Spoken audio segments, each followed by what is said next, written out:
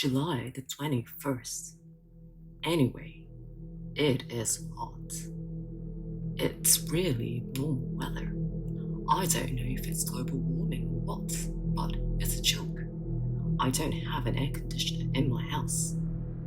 As it turns out, I punched my wife last night and she packed up her stuff and went home to her parents' house first thing in the morning. Generally speaking, it's my wife's fault. She rubbishes my best work, which I put my heart and soul into as much as she likes. They criticize that current events are too harsh. Not for everyone. I don't understand the meaning of sexual descriptions. It's disgusting. It feels misogynistic, and so on. I know that, and that's why I'm writing here. It's called a social satire. I explained it well before letting you read it, but why can't you understand my intention? After all, is this what an amateur's reading comprehension is like? I don't want to start complaining in my diary, but this is the second time my wife has run away, and I'm getting tired of it, so I'm just going to let it go. I bet if I won the prize anyway, my wife would come back to me with her head down. It's my fault for not understanding your talent. July 23rd. The temperature is over 30 degrees Celsius again. I really can't stand it without an air conditioner. But I have no money, and I can't even cook because my wife left me.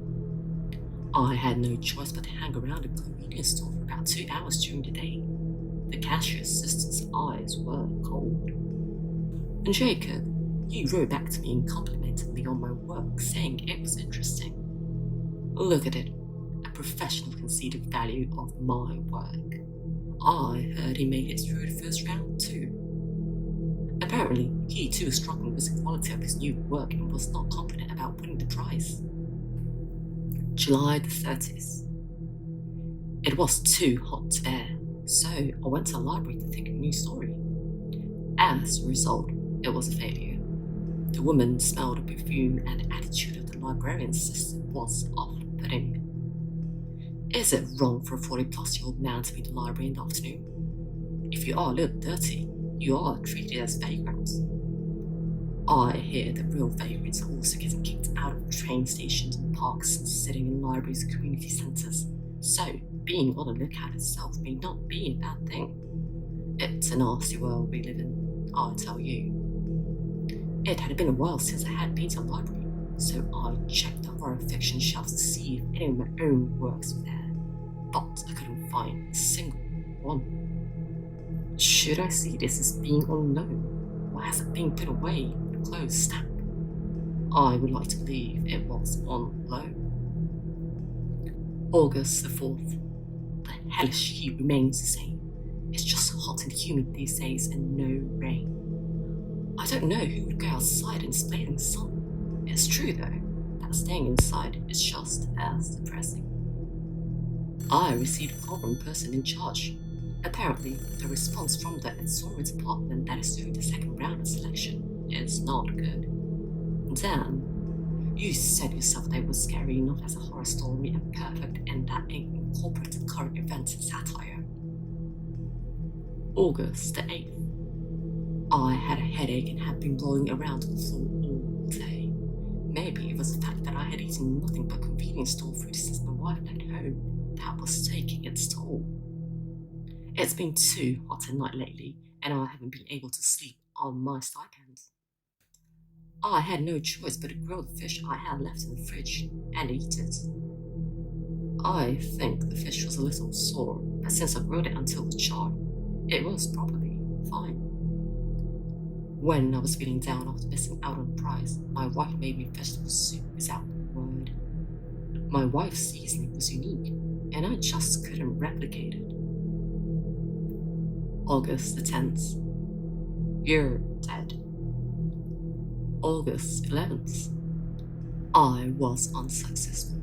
I couldn't believe it and once again called the editorial office today to protest. However, it seems that the film was harshly criticized as too current. Not for everyone. I don't understand the meaning of the sexual descriptions. It's disgusting. And it feels discriminatory against women. She said the same thing as my wife, so I hung up on her. Damn it. Mr. Jacob called me.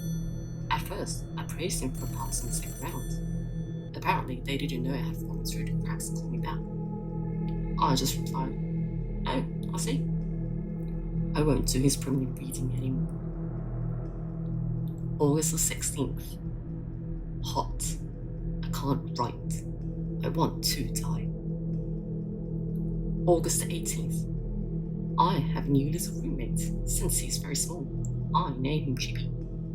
The little guy suddenly appeared in front of me, kind of small and cute.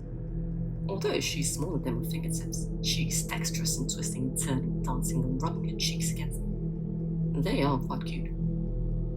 If you think about it dispassionately, this may be an introduction to a common psycho horror story.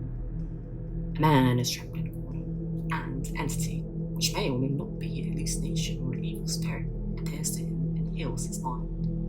I've been at rock bottom, not feeling like writing anything since the lost election, and this is really cliche and fitting development. This might be the kind of story I would have written back in the day when I was younger.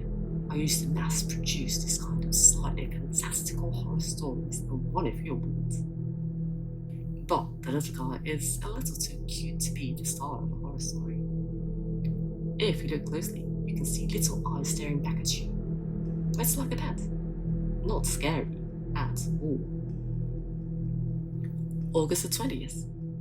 The little guy was urging me to do a little something, so I went to the computer for a while. As I wrote out the words, my fingers, which had been so heavy, moved. Apparently my body is regaining its old instincts. Maybe it's the little guy's magical powers, or simply that I was healed by this guy. The little guy rolls his little eyes and bites my finger. I poked him, saying, "You're not going to eat him, are you?" He looked apologetic and woozy. He was really cute. Horror writers are out of business. My wife had admonished me so many times to break the brush. After all, I was not richly gifted. I didn't have the expressive power to put my imagination directly into words. All I can write in this essay about my joyful life was the little guy. August 22nd.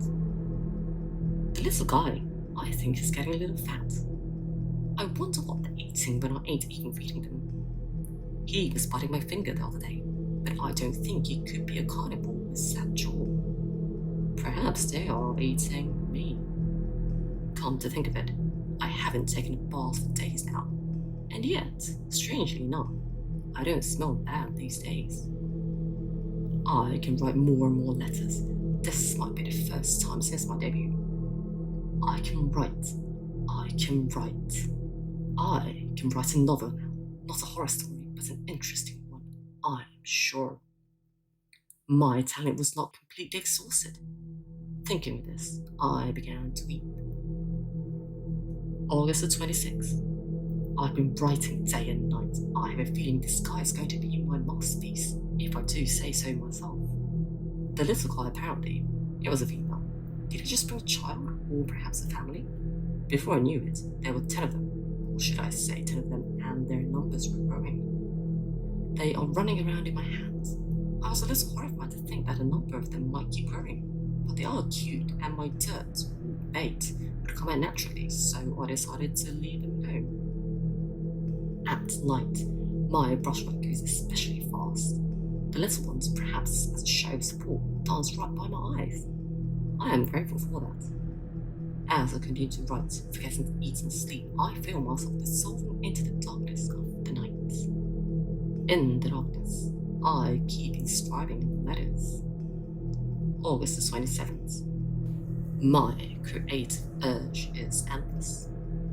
There is a sense of my imagination spreading throughout the room, my body becoming one with the darkness of the night. Strange, but very pleasant. I am melting in the night. I hallucinate that letters are popping out of the computer and spreading around the room. There are many little guys on the letters dancing to their heart's content. It's lovely and beautiful. I don't have to run around and imagine this and that for stories anymore.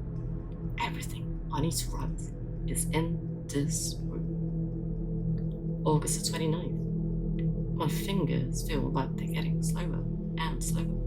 Perhaps my stamina ran out before my imagination. The little guys are stiff and not moving. Are they dead? Shit, I don't want it up here. I'm going to finish this piece. I'm going to publish this and get back to being a writer again. When I was in a slump and couldn't write and was under the care of a psychiatrist, my wife let me live in their house without a word. They took care of my food, clothing, and shelter. We weren't even married yet. She was too good for me. August the 30th. Almost. Completion. Con. Untitled.